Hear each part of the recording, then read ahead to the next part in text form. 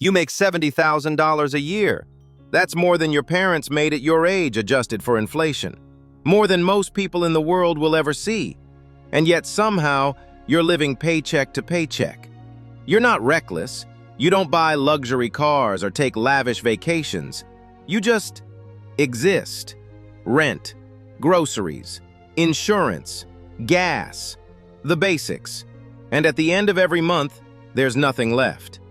Your parents bought a house in their 20s. You can barely afford a one-bedroom apartment. They had savings. You have debt. They felt secure. You feel like you're one bad month away from catastrophe. So what happened? The American income story is rising. The American lifestyle story is sinking. And the gap between those two lines is where your money disappears. Let's start with the obvious.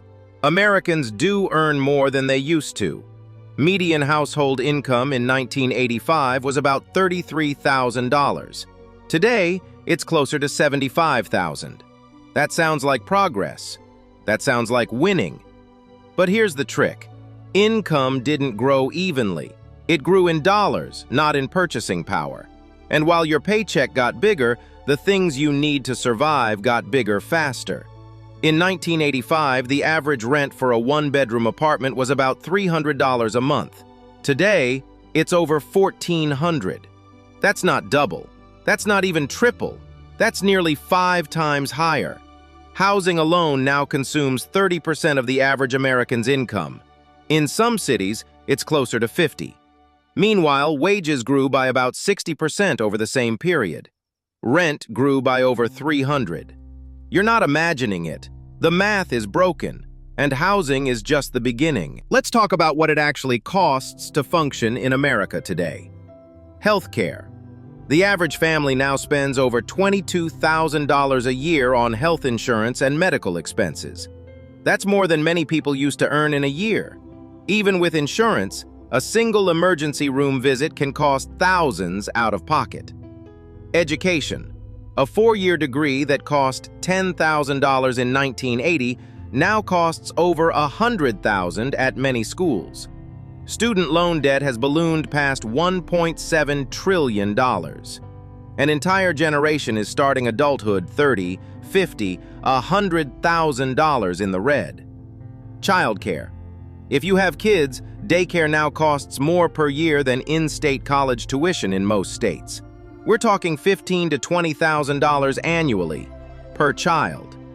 Transportation. Cars cost more. Gas costs more. Insurance costs more.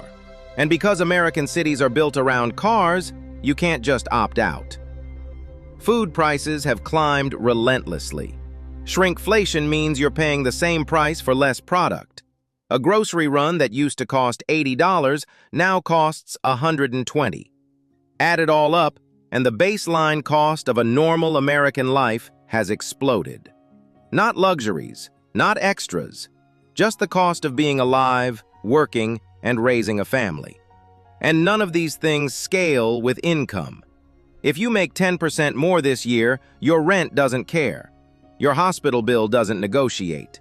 Your student loans don't shrink. So why does everyone think Americans are rich? Because we are. Sort of.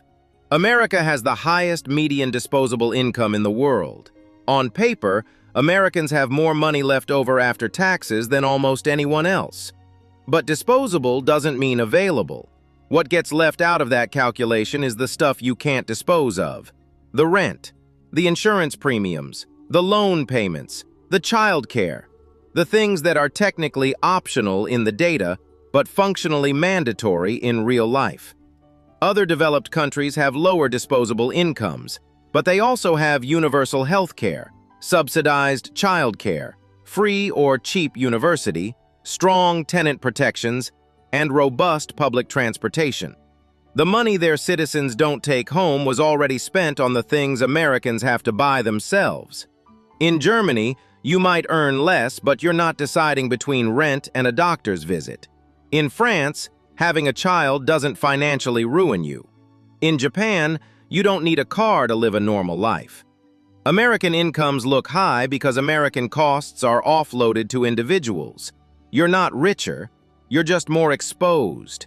You're earning more, but you're also risking more, paying more, and losing more when things go wrong. And that's not freedom. That's just expensive. Here's where it gets darker. The systems that make life expensive are also the systems that keep you working. You can't quit your job because you need health insurance. You can't move because you can't afford the down payment. You can't take risks because you're already underwater. Expenses don't just drain your bank account, they drain your options, and the economy has learned to price accordingly. Landlords charge what the market will bear, and the market will bear almost anything because people need somewhere to live. Hospitals charge what insurance companies will pay, and insurance companies pass the cost to you. Universities charge what students can borrow, and loan companies don't care if you can ever pay it back. Every part of the system is optimized for extraction, not for sustainability, not for fairness, for maximum revenue at every step. You're not failing to thrive in this economy, you're succeeding at surviving it, and surviving is expensive. So where does this end? It doesn't, not on its own. Costs will keep rising because there's no structural reason for them to stop. Wages will keep lagging because there's no structural reason for them to catch up. And Americans will keep earning more while feeling poorer because the distance between income and security keeps growing. Some people will adapt. They'll move to cheaper cities, live with roommates well into their 30s, delay having children, skip doctor visits, choose gig work for flexibility over stability. Others will break. Medical bankruptcies, evictions, defaults. The safety net is thin, and the fall is hard. And a few will win. The ones who already own property, the ones who don't carry debt, the ones who got in before the prices exploded. But for most people, the American standard of living isn't rising, it's narrowing. You can earn more and still have less. You can work harder and still fall behind. Because the cost of living isn't just rising, it's accelerating. And your paycheck isn't keeping up. You make more than your parents did. You work just as hard, maybe harder. So why does it feel like you're losing? Because you are. So where does this end? It doesn't. Not without intervention. Costs will keep rising because the system profits from rising costs. Wages will keep lagging because the system profits from desperation. And you'll keep earning more while feeling poorer because someone else decided that's how this works. Your parents bought a house, raised kids, and retired with dignity. You're one medical bill from bankruptcy. That's not progress. That's not even stability. That's extraction dressed up as an economy. You're making more money than ever, and you've never been more expensive to keep alive. The American dream didn't fade. It was monetized, and you're paying the subscription fee. If you found this video helpful, make sure to like, subscribe, comment, and share so more people can understand the real story behind money and the economy.